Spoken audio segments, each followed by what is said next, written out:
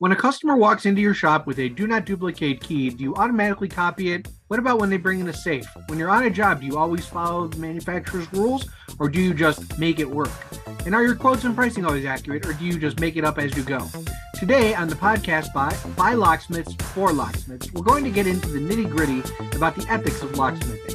I'm Jeff Moss along with Tyler J. Thomas and Handsome Tim Coleman. This is the Three Tumblers.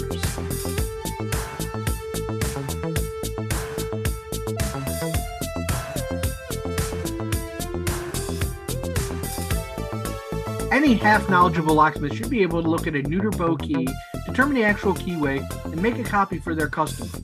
But are there times that locksmiths should do that? What if it's an obscure keyway that's not restricted but used by a specific location in your area? And also, what kind of proof do you ask for when someone brings a safe or locking container into your shop? So, generally speaking, we say there's no key police. If it's an unrestricted key, stamped do not duplicate, we make it. If it was a restricted keyway, we probably wouldn't have the blank.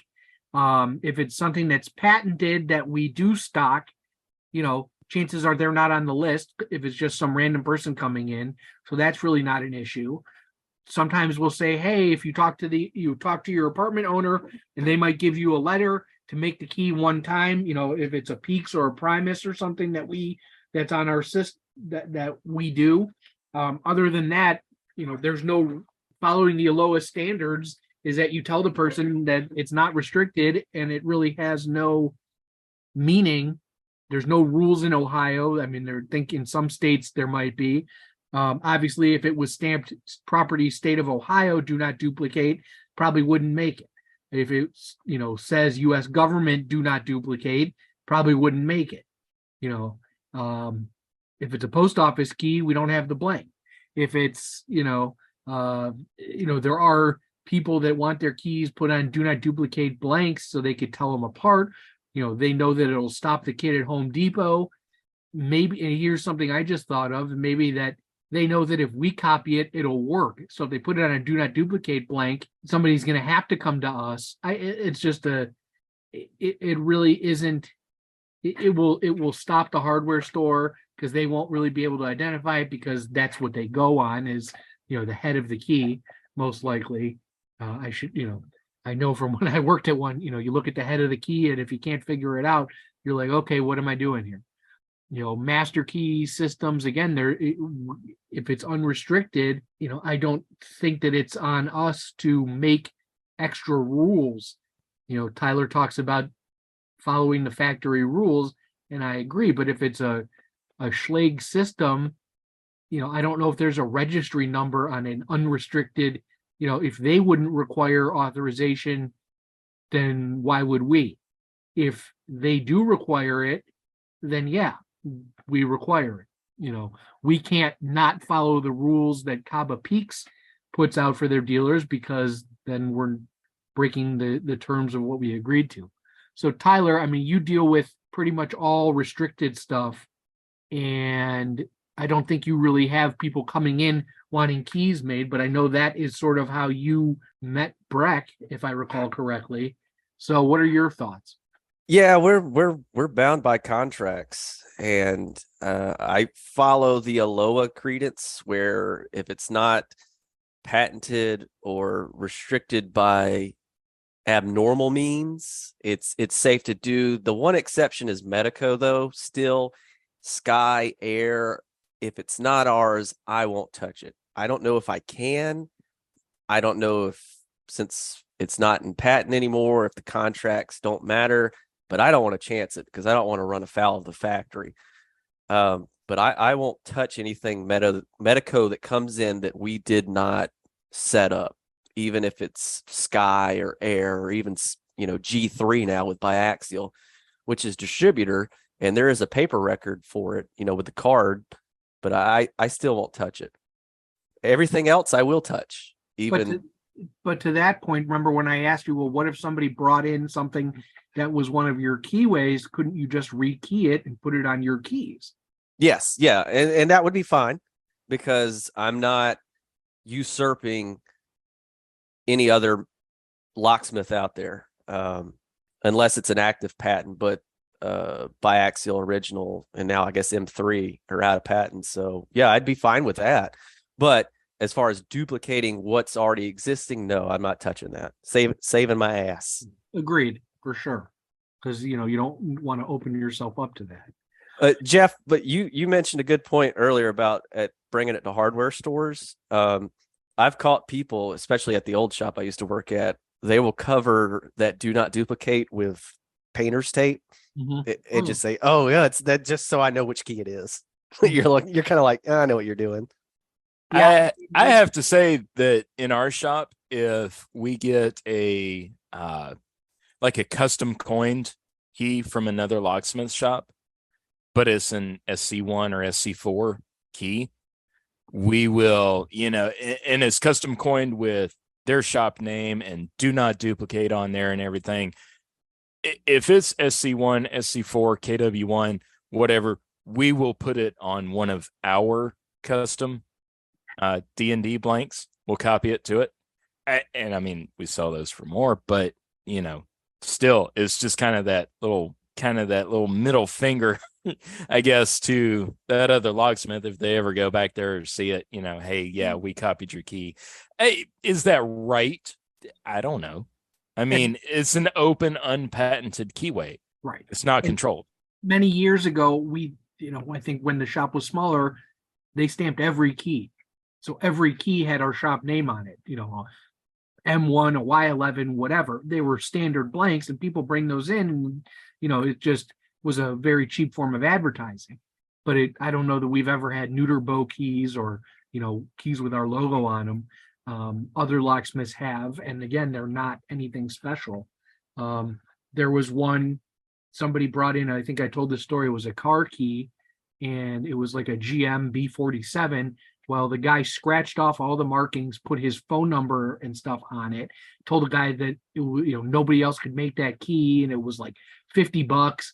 And I'm like, this key is $285 plus tax. That guy was full of shit, and I can't believe it. He engraved his name on the key, Joe's Locksmithing with the phone number, and covered up where it said B47 or the key. Really, so whatever. I'm just like, well, that's somebody I would never call. Well, speaking of ethics, that's not very ethical. No, it's not. And that was just like, wow, I don't know this guy, but I wouldn't think very highly of it. So, and Tim, you have mentioned about some stuff that you guys do as far as documentation and authorization. So what is your purview? Well, in our shop is the policy, like if somebody brings in, I think what you're referring to is kind of our policy on safes and locking containers, because I make a difference between the two. Sentry and Amazon are metal locking containers. They're not safes. And basically what we do is we ask the customer before we even get in there, we say, okay, is there anything in there? And they tell us yes. Okay, is there anything in there that we can use to identify you, or can you tell us specifically what is in there? Because if somebody brings in, say, a little Amazon lockbox or whatever, and they say, hey, the batteries are dead on it, can't get in there, or lost the key, or changed the code with the door shut and now it doesn't work, whatever, then we want to ensure that we identify that person, and that person is rightfully getting into their stuff. We're not being nosy. We don't go through stuff. But if somebody says, hey, yes, there's a bunch of stuff in there, I don't know what it is, I don't know what the combination is, and I don't have a key for it, that's going to give us kind of suspicion, because we don't want to inadvertently assist somebody in a crime. And if somebody brings in like a little Amazon lockbox and they say, yeah, whatever the example was I've already given, and we open it and it's actually their grandmother's box and it has all of her pain medication in there, and here's this 20-year-old person paying us $25, $30, whatever, to open the thing up, then we've just helped them steal grandma's medication. So if we open it up and we see that names don't match, they can't tell us what's in there. Generally, we screen those out, and we don't really have a lot of issues with that, but we take extra precautions. If it's empty, completely empty, then sure, we'll open up all day long. Now, another thing that we do is we specifically ask if there are any firearms in those containers or safes. And if there is a firearm in there, we get a photocopy of the customer's, driver's license or ID card, and we document the serial numbers of, like make, model, and serial number of the firearm that's in there when we open it. That way we have it on record, because if 3, 4, 5 weeks from then, a detective shows up and says, hey, did you guys happen to open, a little safe for somebody and it had a gun in it, we can go through our records and say, yes, this is what we have. We're covering our asses.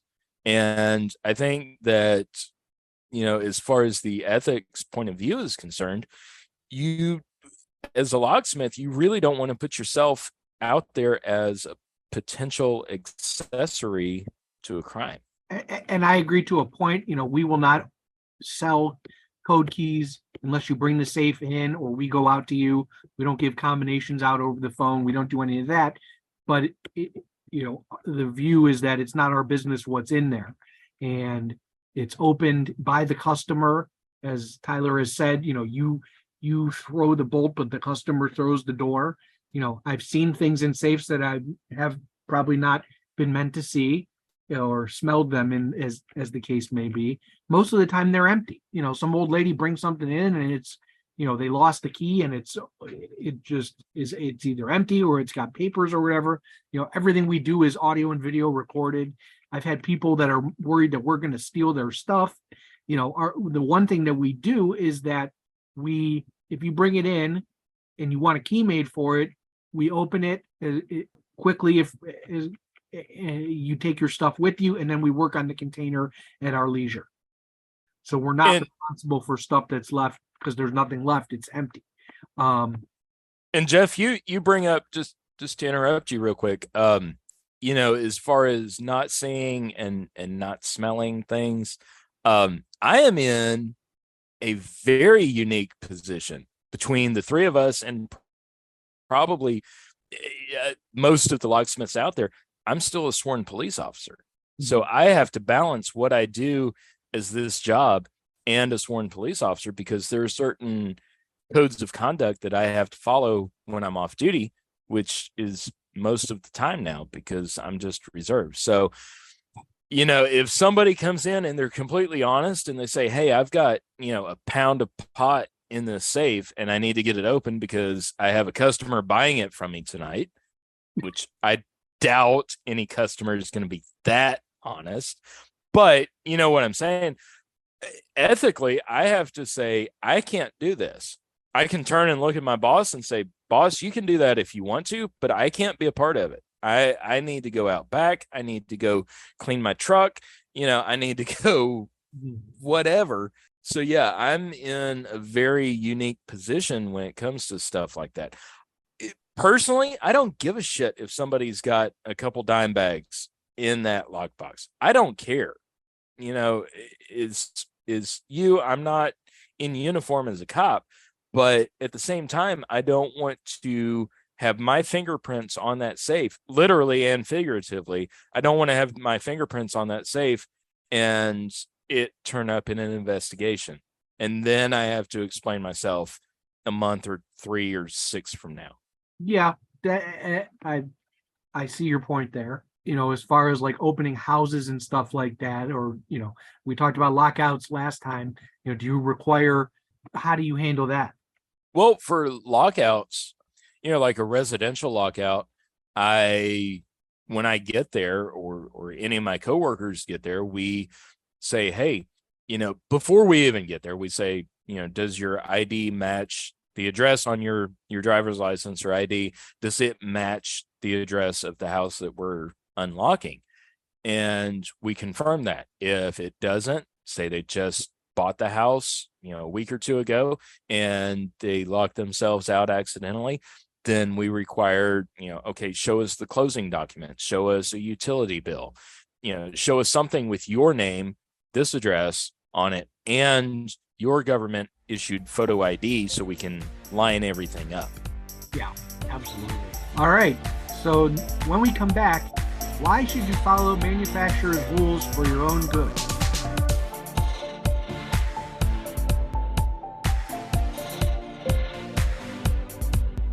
Believe it or not, manufacturers actually put a lot of time and effort into their hardware, specifically how lock cylinders and keys are supposed to work.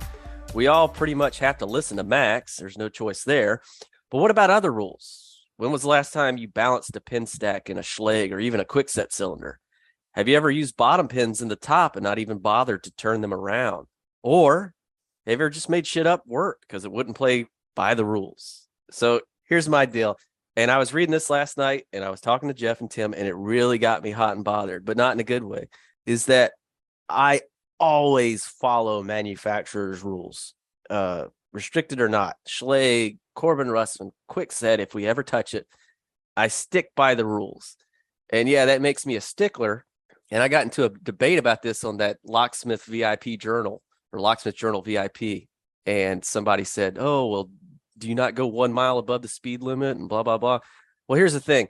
If I violate a law, there's a set penalty. I either got to pay a fine, jail time, something like that. Fine, I'm fine with that. But if I violate a manufacturer's rule and somebody gets hurt, a sexual assault occurs, God forbid, a murder, and it's due to my negligence of the rules that I knew existed, that's way worse than paying a $150 speeding ticket. So my theory, my philosophy in life is that the rules are there for a reason. You follow them. And if you do not follow them, either for convenience, lack of pins, because you can't make that small format pin stack reach 23 because it's 5 o'clock on a Friday, it's the last job of the day, and you're out of number 9 top pin, something like that. That's still no excuse. And I will fight that to my grave, and that just makes me weird. But at the end of the day, like I said, if something happens to my customers due to my negligence, it'd be the worst feeling in the world. Never mind that, potentially a lawsuit could occur and put the business under, sue me, whatever, money, whatever. I can make money all day. But the fact that somebody would get hurt, possibly dead due to that really keeps me going as far as following the rules. Jeff, what are your opinions on following the rules? I mean, I agree that specs and standards exist for a reason, but sometimes you have to deviate from them to make things work. If I had the luxury of telling every customer, no, you got to get a whole new master key system every time we work on something, we'd have a lot less work. I'm not in charge. I don't have the luxury. There are some things where I just say, no, we cannot make this work, period. And I don't even bother. Are there times that I use a number you use because these are the keys they want to work, and it's a 1 and a 2, and yes, I will put an upside down pin in to make it work smoother or to create that shear line. I didn't know about it before.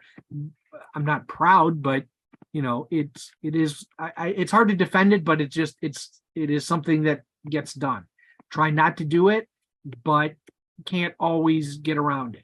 Yeah, well, I can understand too, because we've gotten straight from the factory. Well, I won't name the manufacturer, but a very popular one, and the cylinders were all horribly out of spec. The only way to make it work was to take that reamer and chamfer the 5th and 6th chamber. Yeah, wasn't proud of it, but we sent a letter to the manufacturer. We sent a letter to the customer and said, look, we measured all of the cylinders. They were out of spec by X, whatever thousandths of an inch, and said the only way to make this work was to do it this way. But at least we gave them notification. Mm-hmm. So it was on the manufacturer to either correct the mistake by issuing new plugs, new cylinders, whatever, or ignore it. But that's not on us.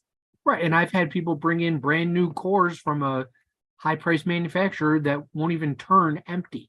It's like, I'm not going to waste my time with this. You need to send them back and get proper product. But if that's what we told them too. We said, hey, look, we buy OEM pins. We buy them direct from you. Your own pins are not working in your own cylinders and your own plugs. This is what we had to do to make it work. It's on you, not us. And if it were up to me, I would not master key anything that says any of that stuff.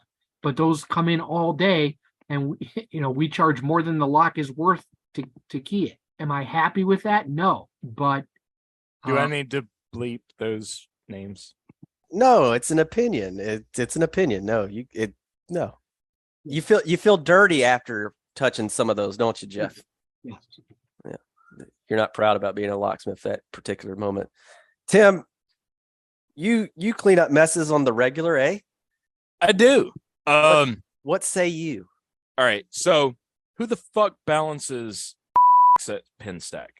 I mean, really? Sometimes bullshit. when the key won't go in smoothly because the pins are too long, yes, you do have to change that. Okay, I'll agree. I'll agree with that a little bit, because we do have a customer that's less than a mile down the street from our shop and is an apartment complex, and they're on Quickset, and they are a mastered Quickset system, and we do their master keying for them. We hate it. We have tried to tell them on multiple occasions to switch to something else that is more easily mastered keyed, but I mean, it is kind of bullshit with some of those. And Jeff, you're saying that, you don't own the company you work for, and so you have to do those things. Yes, I have to do those things too. And cleaning up the mess that we come into, I guess, is part of locksmithing. I mean, right? Sometimes we do have to just buckle down and make it work for the customer. We're not happy about it. Like Tyler was saying, we feel like shit after we get done with it, but it works. The key goes in and out smoothly, and it turns beautifully, and it does exactly what the customer wants to. But, there are sometimes that I think ethically as a locksmith, you just have to say, no, we can't do this. Yeah. And it's up to shop owners and individual locksmiths if they're independent and work for themselves. Another thing that I wanted to touch on with here in Tyler's block is that some locksmiths just kind of say fuck it, and they'll only put in a few pins. Now, I came across one of those a few months ago, and it was just a simple rekey. I'm sitting in the back of the truck, taking cylinders apart, whatnot, and I pull one apart, and there's no pin in the first chamber. And I'm like, that half-ass locksmith ran out of pins. This was probably Friday afternoon when he did this. Didn't want to do any more. And so I go and I'll load everything up, all that, put it back together, put the key in, damn thing won't turn. And I sit there and I fuck with it for like 30 minutes, and come to find out the top chamber, like in the cylinder housing, is screwed up so that it won't interact with the bottom pin. And I'm like, what the hell? And I wound up leaving out the first chamber, just removing everything that I'd put in there. And I said, that's why that locksmith did it. He wasn't being a half-ass. He was making it work for the customer. There were 4 pins left in the cylinder, and it worked, but he wasn't being half-assed. Now, if you go to another situation where you pull a cylinder apart and it's on a master key system and they've only got 3 pins, 3 chambers pinned, that's bullshit. Don't do that. And that's all I've got to say. Agreed. Have you? I learned this, or was taught this, from a very early age, and at least as it relates to this career. When you run into things like that and you make the customer aware and they don't act on it, you at least notate that on the invoice, where you say, hey, this is what I found. This is what I recommended. Customer declined. Do y'all do something like that? Yeah. Yeah, we do. Because all of our records are electronic. We don't have any paper at all. So it's very easy for us to go in on our phones on the app and make those customer notes, whether it goes on the invoice or just internal notes. Yes, we do that. Yeah, well, I think that's good as far as covering your ass. Hefe, do you have anything else? My name is Jeff. I just My name is Jeff. Tim, any final points before we move on? Don't be a lazy ass. Do it, and if it won't work, then at least put the effort in saying as to why it won't work. Covering your ass. Up next, when should you be accurate in pricing? When should you be flexible? And why it matters.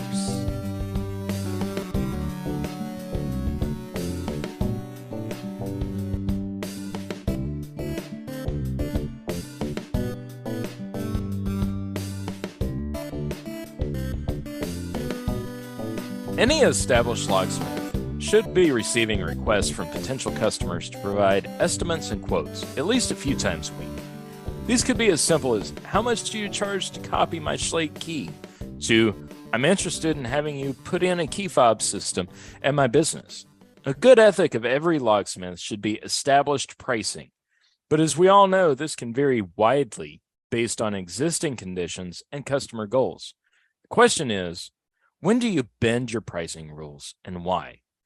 You know, I've found doing this job that when I go out to quote, to write a quote for somebody and I look at stuff, the more I do this job, the more I say, that's a shitty door. That door is going to be a pain in the ass. This is going to be easy. And sometimes I'm right, sometimes I'm not, but you have to allot for incidentals is what I'm finding, because you can't just quote out and say, oh yes, that's an adjust door closer. That's a swap out lever. That's a swap out of the strike plate. You can't do that. You have to build some wiggle room in there.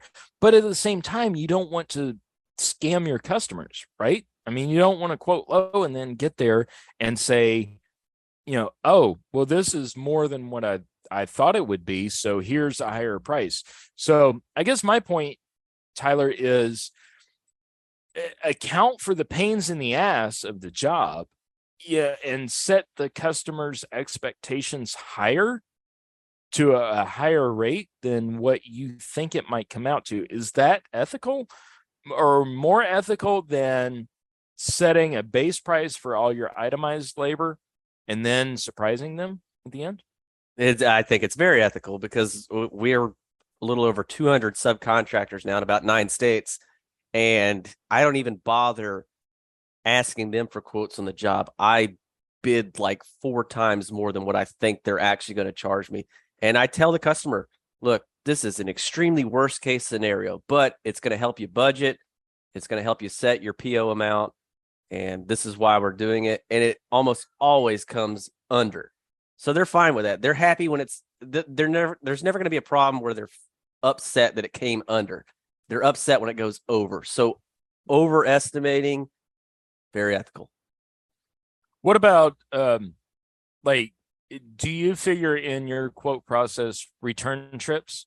Like when okay, for access control systems, automatically out the door, when somebody wants access control on a building, you should know in your brain that you're going to go back out there at least 3 times after the initial install and setup, right? So do you figure that into your pricing, or, something like that? Well, we don't do access control, so no, I don't. But what we call the cleanup phase of any rekey, massive rekey or new deployment, yeah, you have to factor that in. You add extra service calls, extra labor, but you just all bundle it together. Like I said, nobody's ever going to be upset that the actual final bill came under what you told them. They're going to be upset if things are higher than what they anticipated. So I always account for worst case scenario, and it always comes under, and they're always thrilled with it. So I think it's way more ethical to plan for worst case scenario. And if it doesn't happen, and it almost never does, they're happy, you're still getting paid. Yeah, I mean, prices already changed, material costs go up. there's shortages. You got to buy some, you can't get it, so you got to buy something at the last minute. Price. I mean, it's tough. Prices rarely go down, but they can certainly go up. And I've heard of some distributors in the electrical field, like if you get a quote on wire, it's only good for 24 hours. That it's that volatile. You can put notes on your quotes and say it's only good for 30 days. Price goes up. Otherwise, Yeah, I mean, it goes up. If you call us back in 6 months, of course it's going to be more. That's like, you would think that goes without saying. Of course it's going to be more. People, they change their mind. They hem and haw on it for a year. What do you expect that it's going to be the same price? Like, look at what everything costs now. That's just like crazy to, think that the price is going to be the same a year later. And we've had jobs like that, where you lose touch with the customer and then they decide they want to do it. Well, guess what? It's not that price. But you make an excellent point. You make an excellent point there. And this is for all new business owners, locksmith business owners. Always put an addendum at the bottom of your quote that this quote is only valid for 30 days, 60 days, whatever it may be. Lock them in. And if they want to come back and revisit it, requote accordingly to price adjustments. Yep, because our shop, our quotes are good for 30 days. I think 30 days. Because it seems like in the last year and a half that I've been doing this shit, we get a notification from our distributors that prices are going up, like at least once a month. And so we always put that on our quotes and say, this is only good for 30 days. Now, if you come back 3 or 4 months later after that initial quote and say, hey, I'd like to go ahead with this, we say, okay, we'll have to requote. It may be the same price, it may not, because our trip charges, we just increased our trip charges again. Manufacturers, distributors, they all increase their prices. So we have to adjust for that. Now, Jeff, you've been in the shop a lot.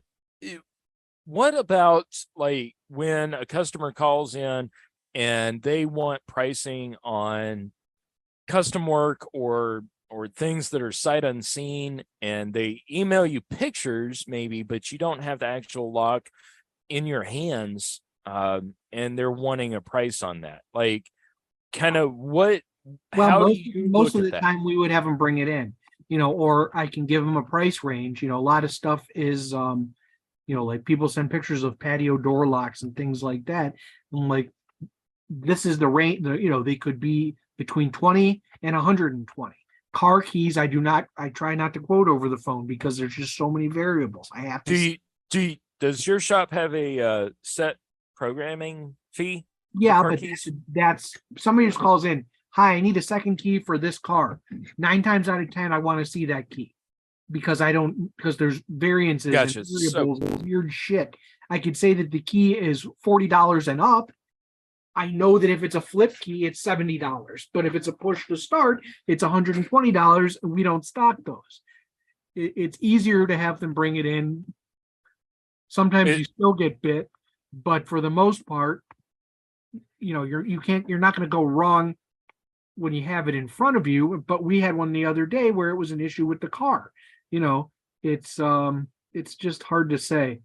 So if somebody calls in and for a car key, for example, because I don't do automotive, but I do answer the phones, and so people ask me, and I'll tell them, our programming fee is X number of dollars, and then I look up the year, make, and model, and figure out the part number for the key, see if it's in our system. If it's not, then I try to go based on our distributor pricing. All right, so I'm going to say something kind of controversial and say that locksmith pricing on parts is probably the biggest trade secret in locksmithing. So whenever you receive those calls about doing an auto key and it's not something that you have in stock, it's not something that you have a set price on, you have to look up the key from your distributor and then follow your shop's policy and pricing formula to generate the price to the customer. And I think whenever you have to do that, you give the customer a range, as we were saying earlier, so that the customer is expecting a high end, but perhaps you can give a lower end. Yeah, it might drive away some business that is, is scared away by that price. They want the $29.95 special. And obviously no self-respecting locksmith is going to offer that. But, we need to give that range and be able to do that, Jeff, for things that are, vehicles and custom work and sight unseen stuff. Yeah, agreed. I mean, generally we give a price range. It's easier to see it in person than it is to guess from a picture. Car stuff, like I said, unless it's something super, super common, tell them to bring it in. Period. Not gonna be held to an exact quote if they can't be bothered to bring it in. Exactly. And so, I mean, I guess in closing, the general agreement is don't undersell yourself. Charge for what you know, charge for your abilities, charge for your parts. Be honest with it and be upfront with your customers, right, guys? Yeah, I mean, we're not in business to. The other day, somebody comes in, need a new key. Well, really, all they needed was a battery. I'm not going to sell them a $125 key when all they needed was a $6 battery. Do you charge labor for replacing the battery in their key? No, we charge $5.99 period plus tax. You're cheap. Well, we make it up in volume, as they say. Oh, right in your face. There you go. All righty, guys. Since you've suffered with us this long, and let me tell you, we have suffered more behind the scenes, let's give you all what you really want to hear and find a spare part for this week. We all know this is the block of the show you guys really tune in for. Hopefully you didn't fast forward to get here, but if you did, we're not going to blame you. We're trying to find spare parts. Tyler, what do you got? I don't have a spare part. I have an apology. I was listening to last week's episode, and I've been using AirPods since we started, and it sounded like absolute shit in my ears.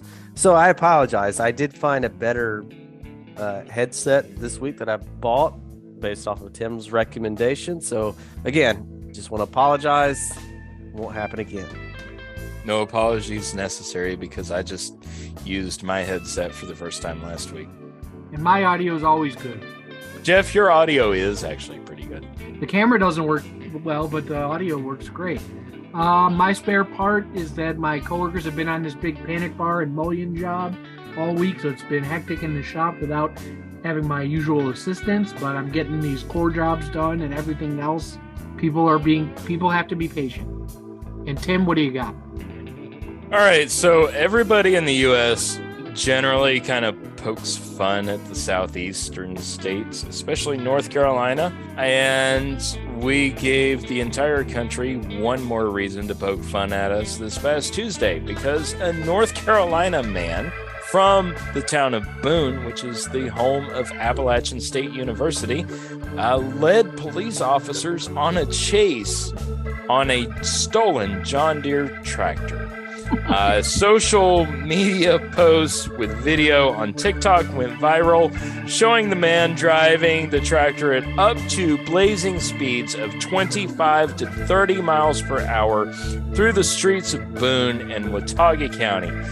The man was eventually stopped on the tractor when he veered towards an elementary school that had students in it. The police officers decided to make the brash decision of shooting out one of the tires of the tractor. That brought the tractor to a stop. The man jumped off, though, and was wielding a knife running towards the elementary school. He was tased by officers and taken into custody. The man was charged with a felony flee to elude, having a weapon on school property, and DWI, amongst other charges. Hate us because they ain't us. I got nothing. That's very southern.